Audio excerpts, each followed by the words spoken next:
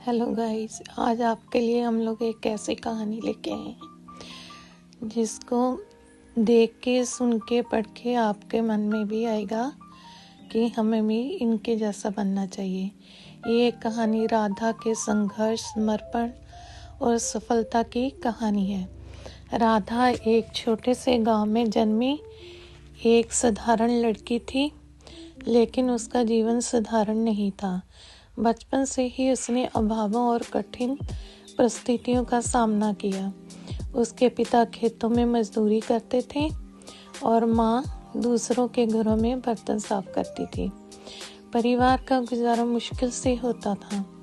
राधा 3 बहनों में सबसे बड़ी थी और जिम्मेदारी का बोझ भी बचपन से ही उसके कंधों पर था। राधा को पढ़ाई का बहुत शौक था। वह स्कूल में हमेशा अपने शिक्षकों का ध्यान खींचती, क्योंकि उसकी बुद्धिमत्ता और मेहनत गजब की थी। लेकिन आर्थिक तंगी के कारण उसके पास ना तो किताबें होती थी, ना ही पढ़ाई का कोई उचित साधन। वह अपने सहपाठियों से पुरानी किताबें मांगकर पढ़ाई किया करती थी और जो समझ नहीं आता था उसे बार बार अपने शिक्षक से पूछती। गांव में बिजली की सुविधा भी ठीक से नहीं थी, इसलिए वह मिट्टी के दिए की रोशनी में पढ़ाई किया करती थी। जब राधा कक्षा 10वीं में थी, तब उसके परिवार पर एक बहुत बड़ा संकट आ गया। उसके पिता बीमार हो गए और काम करने में असमर्थ हो गए। घर की जिम्मेदारी उसकी माँ और राधा के कंधों पर आ गई। पढ़ाई के साथ साथ राधा ने घर में सिलाई का काम शुरू किया ताकि परिवार का खर्च चल सके। दिन में स्कूल और रात में सिलाई करते हुए उसने 10वीं की परीक्षा जिले में पहला स्थान प्राप्त किया। उसकी इस सफलता ने पूरे गांव में खुशी की लहर दौड़ा दी।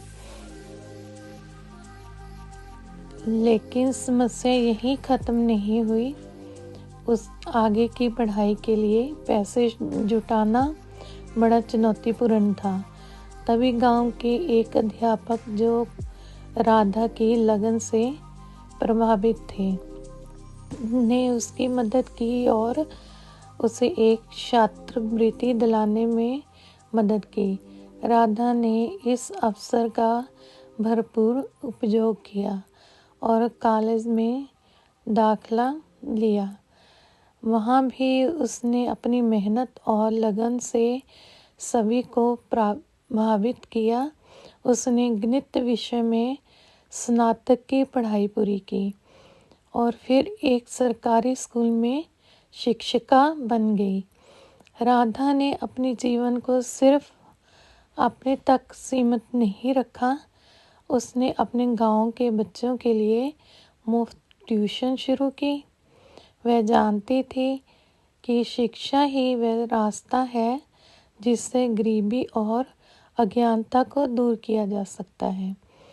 उसने न केवल बच्चों को पढ़ाई के लिए प्रेरित किया, बल्कि उनके माता पिता को भी सहायता की।